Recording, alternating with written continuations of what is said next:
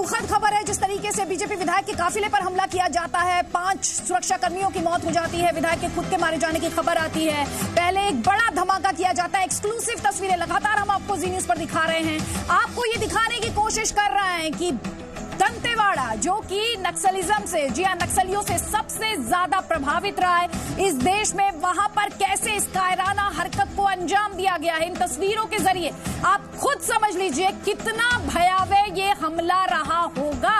IED blast से विधायक के काफिले को निशाना बनाया जाता है। बीजेपी विधायक की मौत हो गई है। हमारे साथ मेरे सहयोगी अविनाश हैं और साथ ही राहुल सिन्हा भी हैं। पहले तो अविनाश, ये भी खबर आ रही थी कि फायरिंग जारी है, इस समय क्या है लेटेस्ट अपडेट, बताइए जी न्यूज के दर्शकों को। देखिए, यहाँ की जो स्थानीय पुलिस है वो बहुत कुछ अपडेट अभी नहीं बता पा रही है। सबसे बड़ा ताक फिलहाल ये है कि मौके पर पहुंचा जाए। इस तरह की जब स्थितियां होती हैं, जब नक्सली सुरक्षा बलों के खिलाफ एम्बुश लगाते हैं, तो वे कोशिश करते हैं कि उनको सुरक्षा देने के लिए अगर कोई दूसरी पार्टी पीछे से आती है तो उस पर भी वो एम्बुश करे। और ऐसी स्थिति में ग्राउंड जीरो तक पहुंचना बेहद जोखिमपूर्ण होता है सुरक्षा बलों के लिए। और ऐसी स्थिति में ये जो सुरक्षा बल होते हैं ये मुख्य रास्तों से न जा करके और अन्य रास्तों से जाते हैं। लेकिन क्योंकि ये पूरा इलाका जंगलों और पहाड़ों वाला इलाका है और ऐसे इलाके में अगर आपको कुछ मीटर भी चलना है तो उसमें आपको काफी वक्त लग जाता है। और ऐसी स्थिति में सुरक्षा बलों के पास सिर्फ एक ही तरीका होता है कि वो अपनी जान जोखिम में डालकर उसी रास्ते से जाए जहां ये पूरी की पूरी संभावना है कि नक्सलियों ने वहां पर एम्बुश लगा करके रखा होगा। फिलहाल सुरक्षा बलों के सामने यही स्थितियां यहाँ पर निर्मित है। शाम का वक्त हो चला है, उन इलाकों में लाइट की भी रोशनी नहीं है, दृश्यता भी बेहद कम है। वहाँ पर चैलेंजेस है। इलाका जो है वो दुर्गम इलाका होगा, जाहिर तौर पर दूर दराज का इलाका होगा। लेकिन मैं आपसे ये जानना चाहती हूँ कितने लोग, क्या 7 जवान शहीद हुए हैं, विधायक की भी उसमें मौत हो गई है, और भी क्या ये कैजुअलिटी ऊपर जा सकती है, कितने लोग थे इस काफिले में, बस इतना अपडेट दीजिए मुझे। देखिए, ये जो पूरा काफिला था इसमें एग्जैक्ट कितने जवान थे ये बताना तो मुश्किल है, लेकिन भीमा मंडावी को जो वायु श्रेणी की सुरक्षा दी गई थी उसमें लगभग 20 जवान हुआ करते थे। और क्योंकि वो नक्सल प्रभावित इलाके में दौरे कर रहे थे तो ये बताया जा रहा है कि 10 से 12 अतिरिक्त जवान उनकी सुरक्षा में दिए गए थे। इसके अलावा वो जिस इलाके में दौरा कर रहे थे वहाँ पे सुरक्षा बलों के कैंप भी है, आसपास ही वहाँ पर सुरक्षा बलों के कैंप भी हैं। तो फिलहाल ये पुष्टि अब तक नहीं की गई है कि कितने जवान शहीद हुए हैं, कितने घायल हुए हैं। मौके पर जब तक सुरक्षा बल नहीं पहुंच पाएंगे ये बता पाना पुलिस अधिकारियों के लिए वाकई मुश्किल है। ठीक अविनाश, ठीक, इस समय मुश्किल है एग्जैक्ट नंबर देना। लेकिन राहुल सिन्हा बैलेट का इस्तेमाल करने जा रहे थे। अभी बस्तर में पहले 11 अप्रैल को वोटिंग है और दंतेवाड़ा में 18 अप्रैल को बैलेट के ऊपर बुलेट ने ये प्रहार किया है। साथ ही ये भी इंपॉर्टेंट हो जाता है, बार बार हमसे आपसे कहा गया कि अब जो नक्सलाइट्स हैं, जो नक्सली हैं, वो कुछ डिस्ट्रिक्ट्स में सिमट कर रह गए। ये बताने के लिए काफी कितनी बड़ी चेतावनी है, चुनौती हिंदुस्तान में इस समय। निश्चित तौर पर बड़ी चुनौती आती थी, लेकिन उससे पहले मैं आपको खबर एक बार फिर से बता दूं। कुआकोंडा पुलिस स्टेशन है, वहां पर शामगिरी में आईडी ब्लास्ट के जरिए ये हमला किया गया। हमले की तस्वीरें आप देख रही हैं, किस तरीके से विस्फोटक का इस्तेमाल किया गया। ये पूरा कॉन्वे था जिसमें मांडवी जो थे वो सबसे आखिर में जो गाड़ी थी काफिले की उसमें बैठे हुए थे, जहां इस काफिले को निशाना बनाया गया। और उसके बाद हमले के बाद भी सीआरपीएफ के लोगों और नक्सलियों के बीच में फायरिंग होती रही है। ये इलाके जिस तरीके से बताए जा रहे हैं, आप देख भी रहे हैं तस्वीरों के जरिए, नक्सलियों के लिए इसलिए फायदेमंद रहते हैं क्योंकि इलाके ऐसे होते हैं जहां तक सुरक्षा बलों का तुरंत रिस्पांस कर पाना थोड़ा मुश्किल भरा होता है। अगर अटैक हो जाता है इस तरीके से कॉन्वे पे तो तुरंत वहां पर पहुंच करके सुरक्षा बल उनको इसलिए काउंटर नहीं कर पाते हैं क्योंकि रास्तों में ये लगातार इस तरीके की आईडी बिछा करके रखते हैं और फिर उन्हें सेफ होकर के ऐसी जगह पर पहुंचना होता है। फिलहाल तस्वीरें और खासतौर से उस गाड़ी की स्थिति आप देखिए, कितना भयानक विस्फोट रहा होगा, वो किस तरीके का विस्फोटक का आईडी का इस्तेमाल किया गया है वहां पर के। लेकिन बात यही है, देखिए, अब से मुश्किल से 36 घंटे भी नहीं बचे हैं, वहां पर चुनाव होना है बस्तर में, और उससे पहले नक्सली यहां पर हमला करके फिर से कोशिश करते हैं कि बैलेट का इस्तेमाल लोग कम से कम करें। लेकिन पिछले कुछ वक्त में छत्तीसगढ़ में खासतौर से नक्सली इलाके में देखने को मिला था कि सुरक्षा बलों ने बड़ी अच्छी तरीके से इनको लगाम में लेना शुरू किया था, बड़ी अच्छी तरीके से शिकंजा कसना शुरू किया था। पिछले कुछ दिनों में आपने देखा भी था, कई नक्सली पकड़े गए, मारे गए। ऐसे सब के बीच में सरेंडर भी किया। राहुल, मैं आपसे ये भी जानना चाहती हूँ, आज बहुत इंपॉर्टेंट हो जाता है जी न्यूज पर। आज हमने 2 बड़ी खबरें दिखाई थी। पहले खबर आई थी किश्तवाड़ से, जहां पर आरएसएस के नेता की हत्या की गई थी, उनके भी पीएसओ को मार दिया गया था। और फिर दंतेवाड़ा से ये तस्वीरें आई जिसमें बीजेपी के विधायक की भी जान गई और जो उनके साथ पुलिसकर्मी थे, सुरक्षाकर्मी थे, उनकी भी इसमें जान गई है। क्या हाई लेवल कोई मीटिंग बुलाई गई है? फायरिंग की बात कही जा रही है कि अब भी चल रही है, उसे लेकर क्या आपके पास कोई अपडेट है? देखिए, छत्तीसगढ़ के सीएम ने फिलहाल इसको लेकर के अभी एक हाई लेवल मीटिंग बुलाई है। वो किसी दौरे पर थे, वापस लौटे और उन्होंने तमाम पुलिस के और आला अधिकारियों को मीटिंग के लिए बुलाया हुआ है। लेकिन जो आप दो बातें कह रही हैं उन पर गौर करना होगा।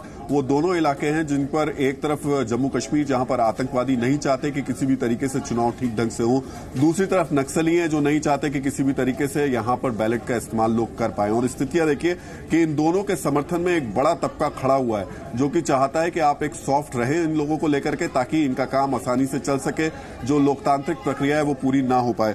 लेकिन स्थिति फिलहाल अभी यहां की ये बनी हुई है कि कोशिश है सुरक्षा बलों की जल्द से जल्द इस स्पॉट पर पहुंचने की।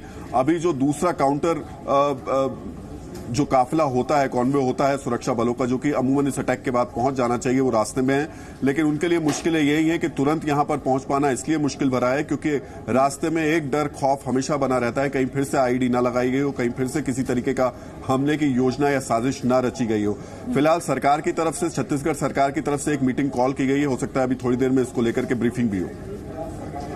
राहुल, आप रहिए हमारे साथ, क्योंकि अपने दर्शकों को ये तस्वीरें समझाना, उन्हें इसके मायने समझाना बहुत जरूरी हो जाता है। भयावह तस्वीरें हैं, सिलसिलेवार तरीके से आपको उसी जगह की तस्वीरें हम दिखा रहे हैं जहां पर इस कायराना हरकत को आपके ही देश में रहने वाले, आपके ही देश में संरक्षण पाने वाले नक्सलियों ने अंजाम दिया है। एक ऐसी विचारधारा जो नक्सलियों को सपोर्ट करती है। देखिए उन्होंने कैसे घात लगाकर हमला किया है पुलिसकर्मियों पर और बीजेपी विधायक पर। दुख होता है इस खबर को दिखाते हुए, ये देखते हुए कि हम लोकतंत्र में रहते हैं और वहां पर बैलेट चलना चाहिए, लेकिन बुलेट हावी हुई है, वो भी 36 घंटे पहले।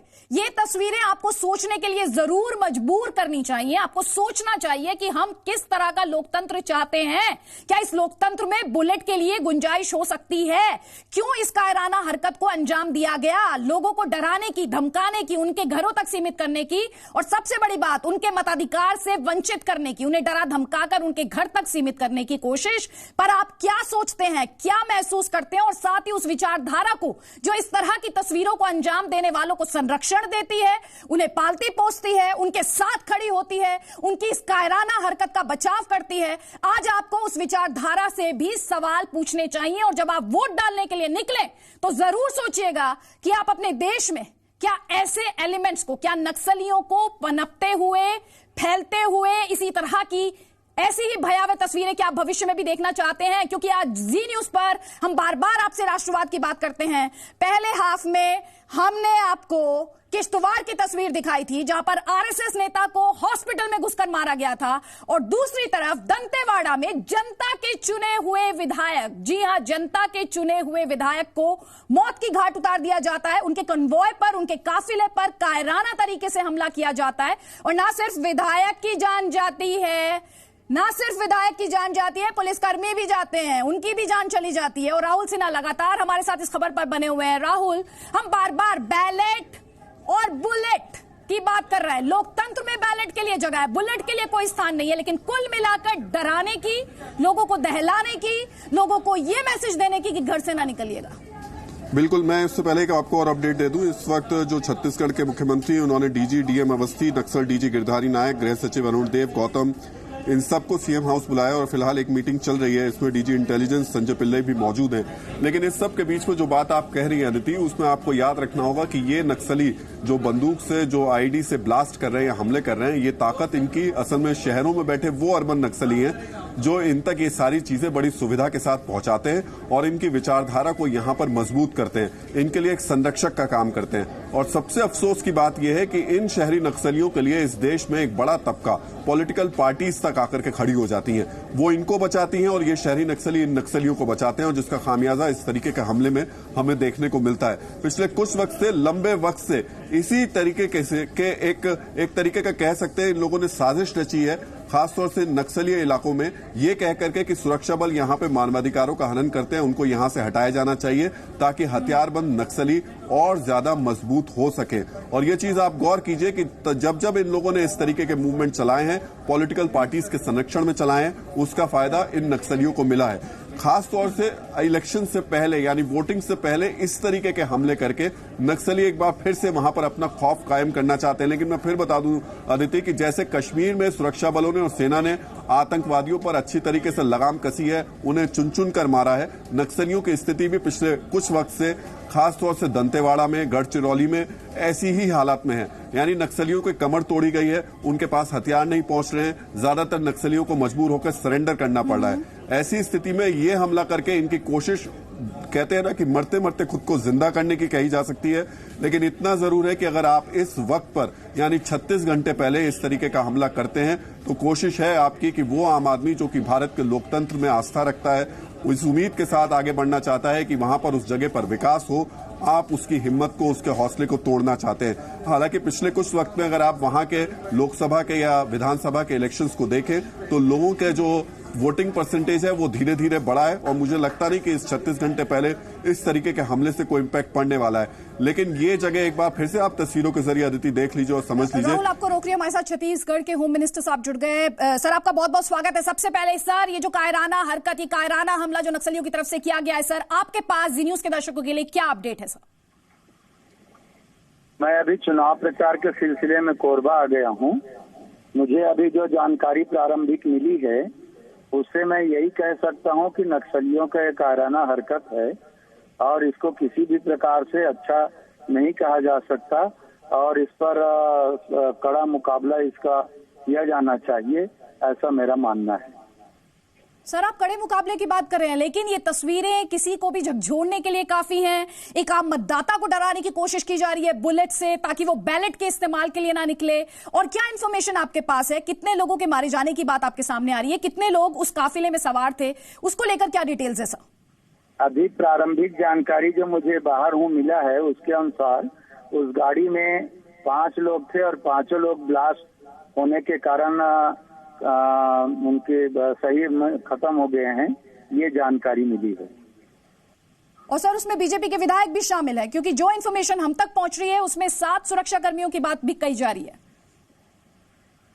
जी, मुझे जो जानकारी मैं बताया, चुनाव प्रचार में मैं दूर हूँ कोरबा में और अभी प्रारंभिक जानकारी मेरे पास आई है। पुलिस बल पहुंच चुका है, जो 3 किलोमीटर दूर हमारा थाना है, वहां से एसपी और पुलिस बल पहुंच गए हैं और वहां देखने के बाद फिर विस्तृत जानकारी जो आएगी।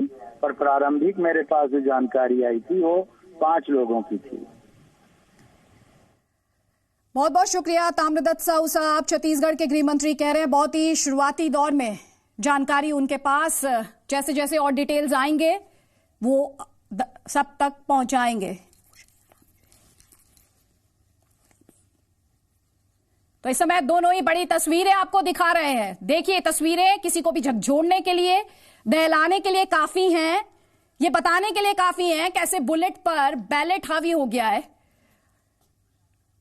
बुलेट बैलेट पर हावी हो गई, ये कहना चाहिए मुझे। और ये एक्सक्लूसिव तस्वीर है उसी जगह की जहां पर इस आतंकी हमले को, इस नक्सली हमले को अंजाम दिया गया। लेकिन नक्सलियों में और आतंकियों में आप क्या फर्क कर सकते हैं?